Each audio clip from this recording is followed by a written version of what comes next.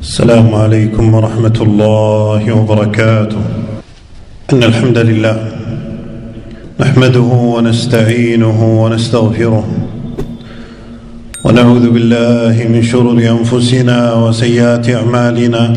من يهده الله فلا مضل له ومن يضلل فلا هادي له، وأشهد أن لا إله إلا الله وحده لا شريك له، وأشهد أن محمدًا عبده ورسوله.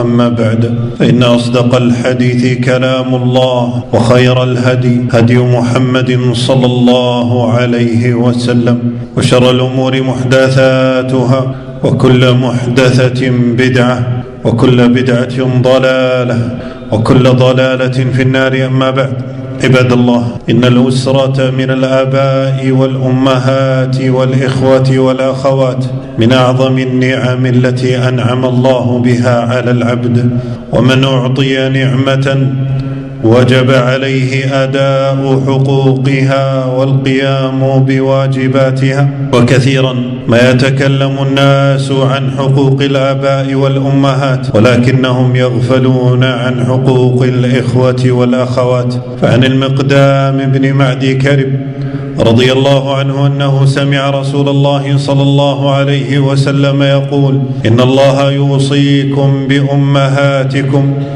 ثم يوصيكم بأمهاتكم، ثم يوصيكم بآبائكم، ثم يوصيكم بالأقرب فالأقرب. فالقيام بحقوق الإخوة والأخوات من صلة الرحم التي أمر الله بصلتها وحرم قطيعتها، حتى قال صلى الله عليه وسلم: لا يدخل الجنة قاطع. متفق عليه. والعقوق للإخوة والأخوات مما يعجل الله عقوبته في الدنيا قبل الآخرة. قال صلى الله عليه وسلم: ما من ذنب أحرى أن يعجل الله لصاحبه العقوبة في الدنيا مع ما يدخر له في الآخرة من قطيعة الرحم والبغي. رواه الترمذي وأبو داود. وفي قصة موسى عباد الله من بر الأخ لأخيه وبر الأخت لأخيها ما يؤكد لنا هذه الحقوق. فأخت موسى تتبعته حتى كانت سببا في إرجاع موسى لأمه حين قالت: هل أدلكم على أهل بيت يكفلونه لكم وهم له ناصحون؟ وهذا موسى عليه السلام دعا ربه أن يمن على أخيه بالنبوة فيكون له ردءا ومعينا. وأخي هارون هو أفصح مني لسانا فأرسله معي ردءا يصدقني إني أخاف أن يكذبون. قال: سنشد عضدك بأخيك ونجعل لكما سلطانا فلا يصلون إليكما بآياتنا أنتما ومن اتبعكما الغالبون. وكان من دعاء موسى عليه السلام: رب اغفر لي ولأخي وأدخلنا في رحمتك وأنت أرحم الراحمين.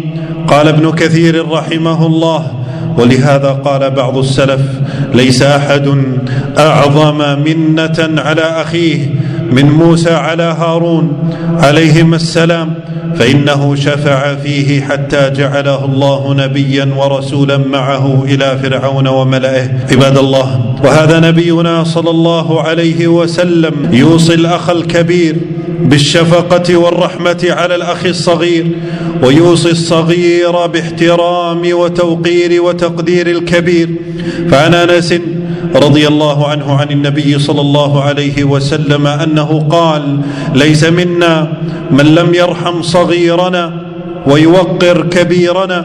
رواه الترمذي. وينبغي على العبد أن ينظر في حاجة أخيه وأخته ويتفقد أحوالهما، فإن كان أحدهما في حاجة مد له يد العون، وهذا من أعظم أبواب الصدقة والإحسان، فهو صدقة وصلة.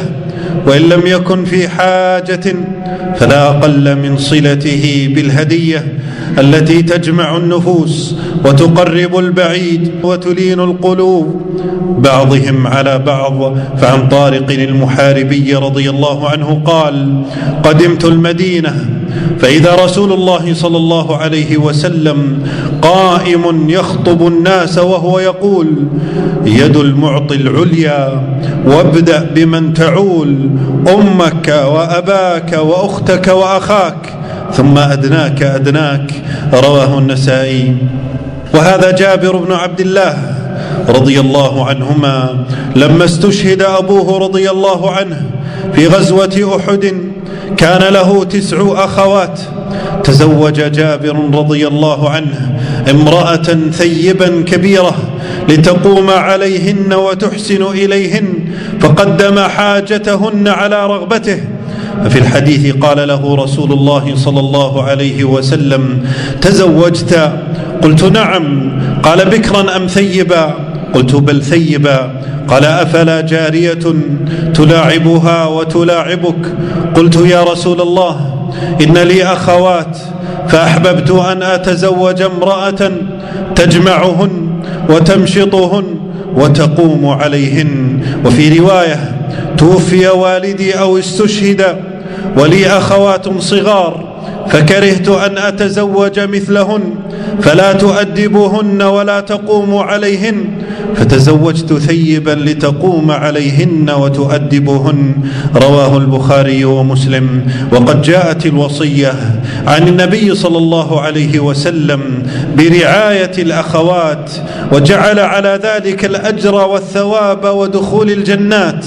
عن عائشة رضي الله عنها قالت: قال رسول الله صلى الله عليه وسلم: ليس أحد من أمتي يعول 3 بنات أو 3 أخوات فيحسن إليهن إلا كن له سترا من النار. وقال صلى الله عليه وسلم: من عال 2 أو 3 بنات أو أختين أو 3 أخوات حتى يمتن، وفي رواية حتى يبن، وفي رواية حتى يبلغن أو يموت عنهن، كنت أنا وهو كهاتين، وأشار بإصبعيه السبابة والوسطى. ومن أعظم أبواب الإحسان إلى الأخوات حفظ حقوقهن في الميراث وأدائه كما أمر به الله تعالى. فمن الناس من لا يتقي الله تعالى في ميراث النساء من الزوجات والأخوات أو البنات ولا يؤدي حقوقهن، وهذا من أعظم الظلم. ومن الظلم للأخوات كذلك عضلها وعدم تيسير أمر زواجها. فإذا جاءكم من ترضون دينه وخلقه فزوجوه، أو السعي بعد زواجها لإفساد أسرتها وتطليقها من زوجها لأتفه الأسباب، أو عدم الرضا برجوع أخته لزوجها إذا طلقها وأراد إرجاعها وليس فيه بأس. روى البخاري عن الحسن في قوله تعالى: فلا تعضلوهن.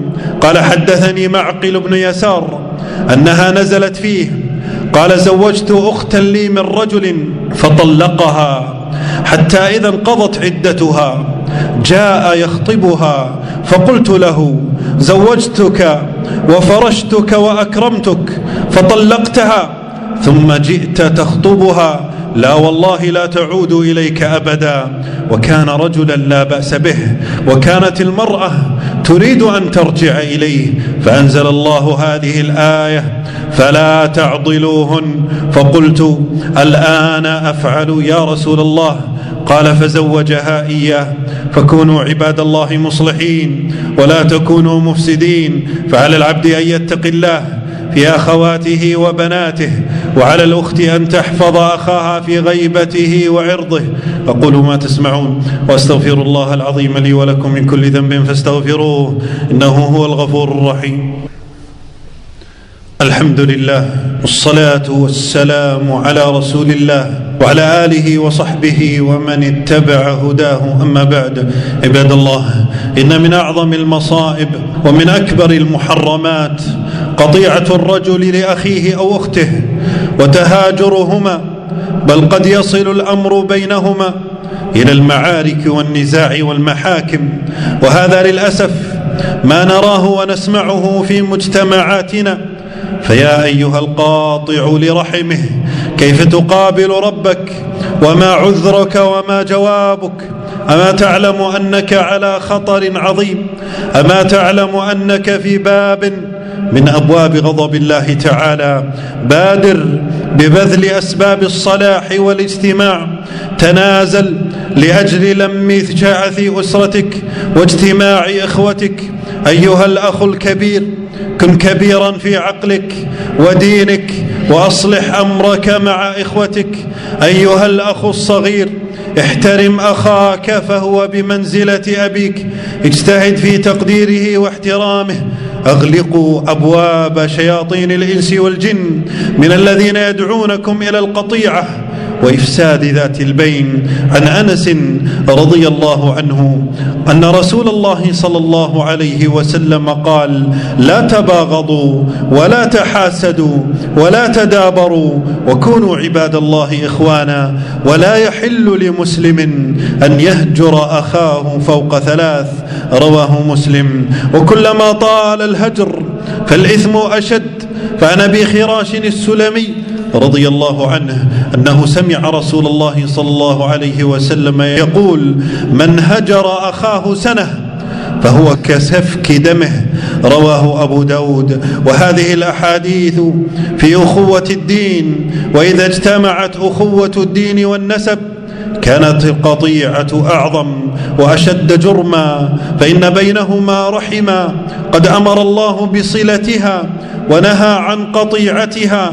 واعلموا أنكم بهذه القطيعة يفوت عليكم كثير من أجور أعمالكم. فعن أبي هريرة رضي الله عنه قال النبي صلى الله عليه وسلم: تعرض الأعمال في كل يوم خميس واثنين، فيغفر الله عز وجل في ذلك اليوم لكل امرئ لا يشرك بالله شيئا إلا امرأ كانت بينه وبين أخيه شحناء، فيقال: اركوا هذين حتى يصطلحا، اركوا هذين حتى يصطلحا. رواه مسلم. فبادر أيها القاطع لرحمك، وأيها الهاجر لأخيه أو أخته السنين الطويلة إلى التوبة إلى الله قبل أن تقبل عليه فيحاسبك. اجعل العفو شعارك في هذه الدنيا، فهو عزك ورفعتك عند الله وسبب لنيل مرضاة الله. وليعفوا وليصفحوا، ألا تحبون أن يغفر الله لكم؟ والله غفور رحيم. عن أبي هريرة رضي الله عنه عن رسول الله صلى الله عليه وسلم قال: ما نقصت صدقة من مال، وما زاد الله عبدا بعفو إلا عزا، وما تواضع أحد لله إلا رفعه الله. رواه مسلم. اللهم أصلح ذات قلوبنا، اللهم أصلح ذات قلوبنا، اللهم اجمعنا وإخوتنا وأخواتنا. اللهم إنا نسألك العفو والعافية في الدنيا والآخرة. اللهم إنا نعوذ بك من شياطين الإنس والجن. اللهم اغفر للمؤمنين والمؤمنات والمسلمين والمسلمات الأحياء منهم والأموات. اللهم اغفر لنا ولوالدينا، وصلى الله وسلم وبارك على نبينا محمد.